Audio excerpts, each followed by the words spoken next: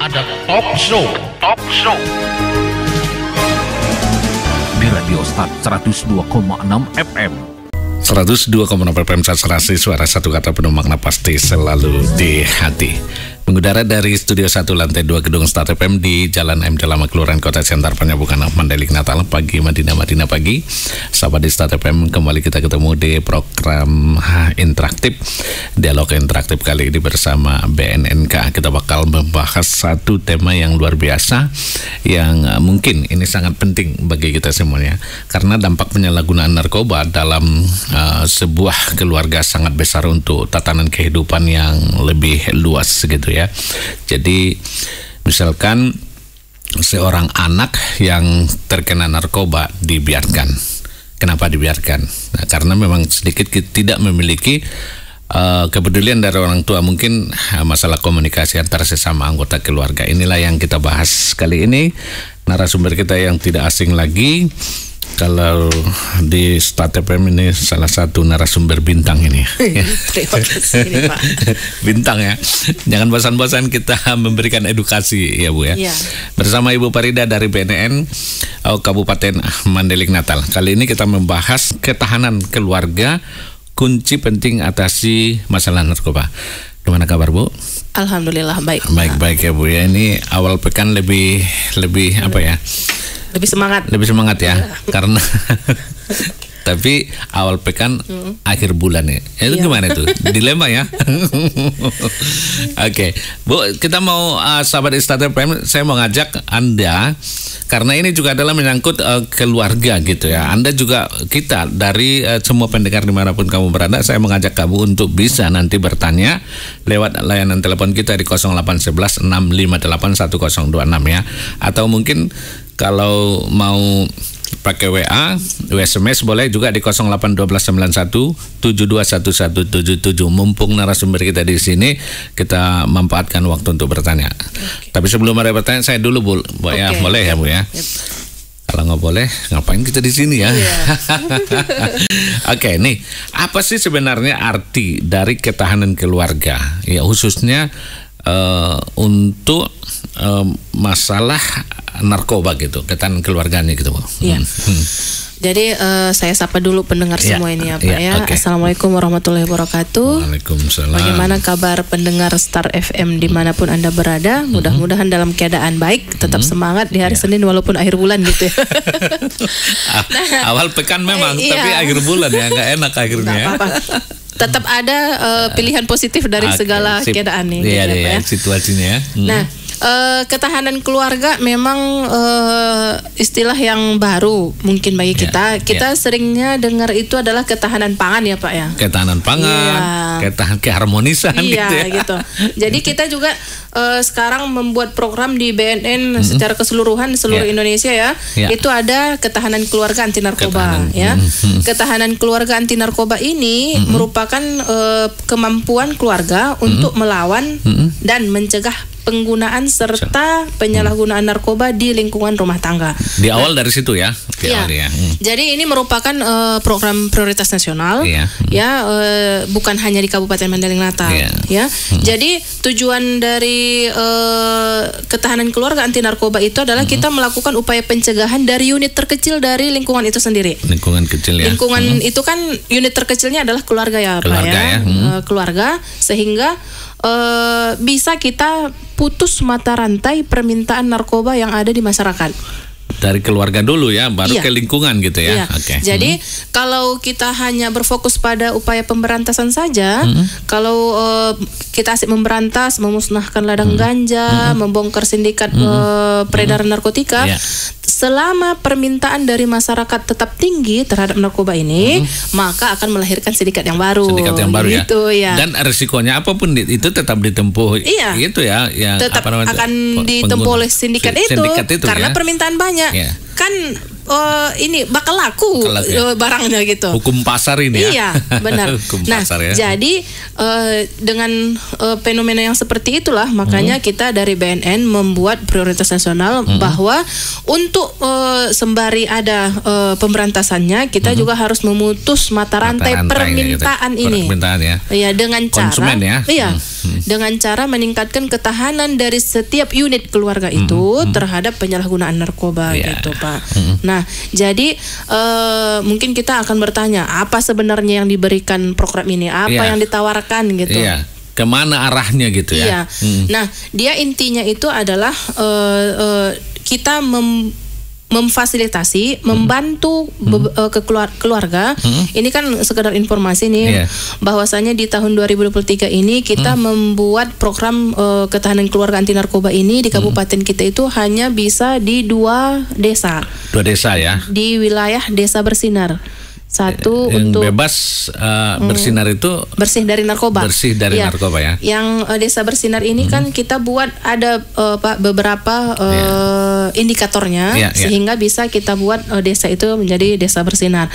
Untuk tahun 2023 BNNK Mandeling Natal itu membuat desa bersinar itu ada di Kecamatan Tambangan 1.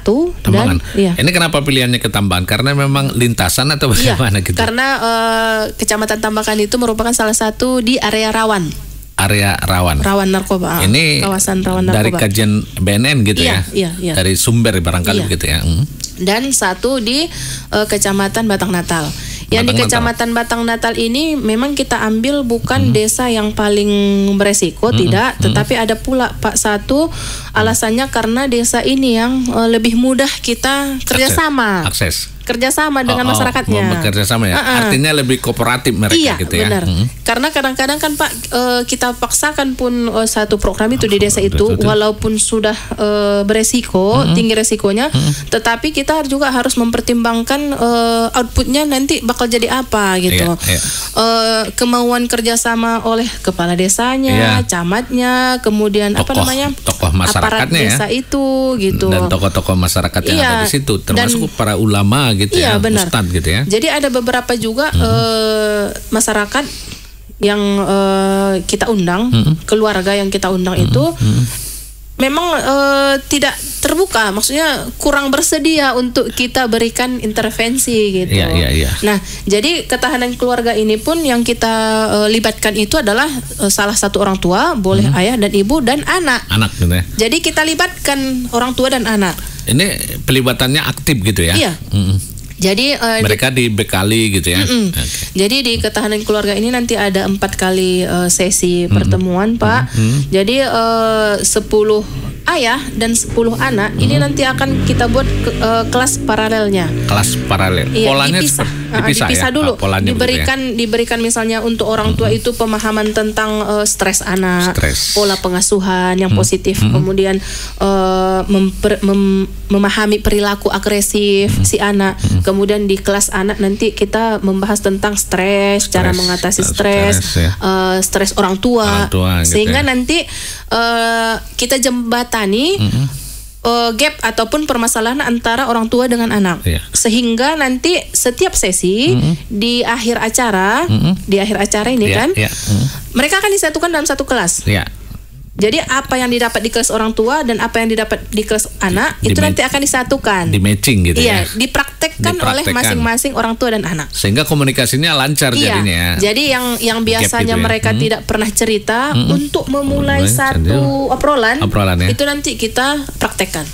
Memang agak apa ya gitu ya dalam kondisi karakter keluarga kita ya, khususnya di daerah kita ini. Tidak intens komunikasi antara anak dengan orang tua gitu ya. Jadi pola yang seperti inilah yang dicoba diberikan pemahaman kepada mereka dengan kelas yang tadi ya. Jadi kan itulah tujuan yang utamanya. Itulah tujuan utamanya. Jadi memang sedikit yang bisa dibimbing oleh BNN, tetapi melalui dialog interaktif ini kami informasikan juga bahwa apabila misalnya Bapak Ibu yang ada di masyarakat hendak membuat ketahanan keluarga anti narkotika, itu bisa kita lakukan dengan yang bersumber dananya dari dana desa misalnya. Dana desa ya. Iya. Atau dana yang lain, mungkin ada sponsor atau donaturnya. Donatur ya. Silahkan nanti berdiskusi. BNN siap terus ya. Siap. Memfasilitasi kita sebagai itu ya. fasilitator saja. Nanti yang menyelenggarakannya pihak desa pun boleh. Pihak desa. Mengingat keterbatasan dana yang ada di BNN dan sedikitnya jumlah keluarga yang bisa kita intervensi setiap tahun. Gitu, Pak. Saya mau ngajak lebih spesifik dulu. Tadi agak enak nih obrolan komunikasi yang terputus antara anak ini dengan sekolah ini. Jadi sebenarnya apa yang harus diketahui oleh orang tua? Misalnya tentang anak terkait penyalahgunaan narkoba. Apa yang diberi pemahaman itu terhadap orang tua bahwa dia mengetahui anaknya itu memang sudah terkait atau terlibat dengan penyalahgunaan narkoba itu. Iya. Nah, jadi setiap saya rasa yang paling mengenal anak itu adalah orang tua. Nggak mungkin tetangga ya. Nggak mungkin tetangga. Jadi orang tua ini juga bapak atau ibu ya gitu. Ya, kita di sini Pak, kalau di ketahanan keluarga anti narkoba itu sama fungsi sama antara peranan ayah dan ibu. Kita tidak memberatkan pada ibu karena permasalahan narkotika ini adalah terkait pada hukum. Jadi power seorang ayah itu sangat kita butuhkan. Jadi terserah nanti diskusi antara ayah dan ibu siapa yang mau menyampaikan ke anak. Ya. Iya.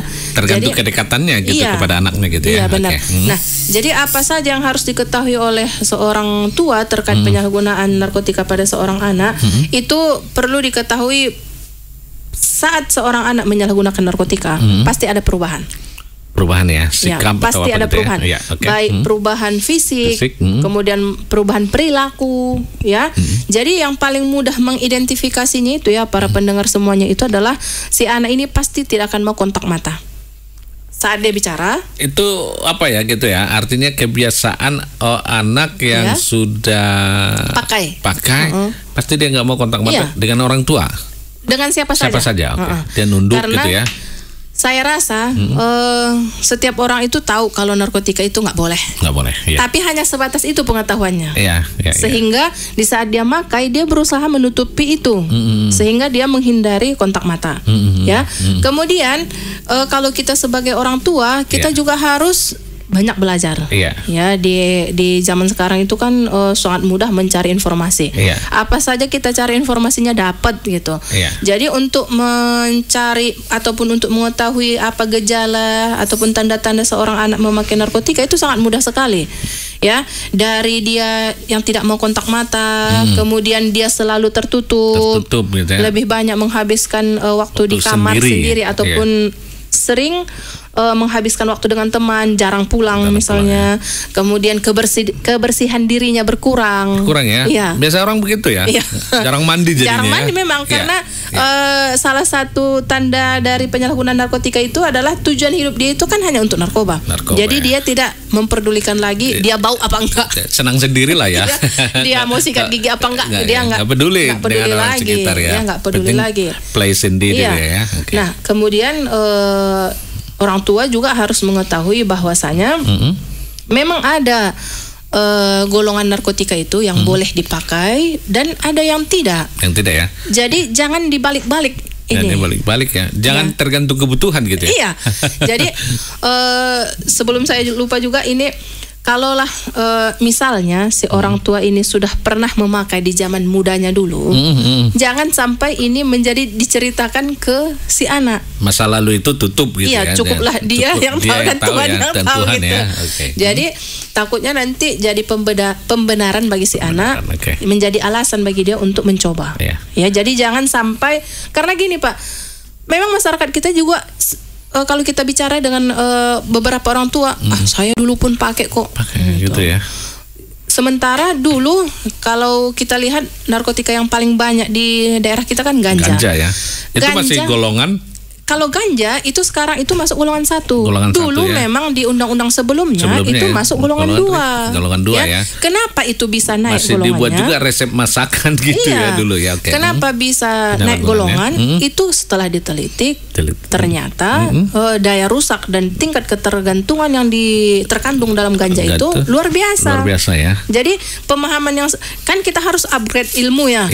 Jangan dikatakan juga ganja itu boleh kok. Orang sana aja pakai untuk bumbu masakan. Itu dulu dibuat gulai gitu ya, masakan gitu. Jadi kita harus mengasuh anak itu pokoknya sesuai dengan zamannya. Nggak bisa dengan apa yang kita lalui dulu, itu pula yang kita lakukan di saat ini. Nggak bisa. Ya. Jadi para pendengar semuanya, memang ada beberapa golongan narkotika itu yang digunakan untuk obat. Salah satu contohnya itu adalah golongan narkotika, golongan 2 dan golongan 3. Golongan 3 ya. Iya, memang boleh dipakai untuk pengobatan asalkan itu dengan resep dokter dan dengan pengawasan. Itu untuk penenang gitu ya? Iya, ada yang untuk penenang, ada yang untuk anti batuk. Anti batuk juga ada ya, penghilang rasa nyeri juga ada ya. Tetapi itu bukan murni narkotikanya, enggak. Ada campuran lain ya. Turunan-turunannya gitu. Ya. Sudah di beberapa kali turunan dia. Dari golongan 2 udah golongan 7 mungkin ya turunannya ya. Maksudnya turunannya gitulah. Turunannya. Sementara yang paling banyak disalahgunakan itu adalah narkotika golongan 1. Ya. Itu pula makanya tadi saya katakan jangan dibalik-balik. Asli katanya ya gitu ya. Jangan dibalik-balik. Nah, selain itu, selain jenis narkotika, kemudian bahaya tanda-tanda penyalahgunaan narkotika, kemudian orang tua juga harus mengetahui tentang aspek hukum dari penyalahgunaan narkotika tersebut. Kalaulah seorang anak ataupun anak di rumah itu ada yang terlibat menyalahgunakan narkotika dan masuk pada peredaran narkotika, itu bisa dipidana. Pidana ya? Iya, bisa dipidana. Pengetahuan inilah yang apa ya, dominan ya mesti harus disampaikan juga supaya ada efek jera mungkin ya kepada anaknya dari orang tuanya. Iya, ini mesti didiskusikan. Disampaikan ya. Kalaulah kamu nanti kamu terlibat, ayah tidak akan bisa mampu membantu. Ancamannya gitu ya. Kamu sudah berumur segini, kamu sudah bisa dituntut, kamu sudah bisa, kamu harus melalui proses persidangan dan segala macam gitu. Nanti tua-tua di penjara jadinya gitu ya. Jadi jangan dianggap mencoba ganja itu adalah sesuatu yang lumrah atau iseng, hanya sekedar iseng, cuman pengen nyoba aja gitu. Padahal jelas aspek hukumnya ya sudah jelas gitu, ada tuntutannya, ada hukumannya gitu ya. Di Undang-Undang Nomor 35 Tahun 2009 ini ganja itu masuk pada narkotika golongan 1. Golongan 1 ya. Itu yang paling penting harus kita sosialisasikan bahwa ganja itu mesti didiskusikan dengan anak. Didiskusikan dengan anak ya. Oke, baik Bu. Ini semakin perbincangan kita semakin asik ya. Tapi saya mau ngajak untuk kamu semuanya sahabat di Start FM yang lagi bersama dengan kita di dialog interaktif tentang ketahanan keluarga, kunci penting atasi masalah narkoba ini. Yang ingin ikutan gabung, kita beri kesempatan 081165811026-nya silakan. 101291721177. Oke, sahabat Start FM, dalam berbagai media ya kita sudah tahu bahwa kasus dalam keluarga yang terpapar penyalahgunaan narkoba terus meningkat ya. Kalau kita tarik ke tingkat daerah gitu ya, permasalahan dalam keluarga ini berkaitan dengan berbagai hal ya, seperti kehilangan pekerjaan mungkin, konflik keluarga, banyak sekali ya. Kita bakal bahas yang berikutnya nanti, apa yang harus diketahui oleh anak tentang kondisi orang tuanya. Semakin asik perbincangan kita, tetap di sini di dialog interaktif spesial bersama dengan BNN. Kita simak dulu yang satu ini.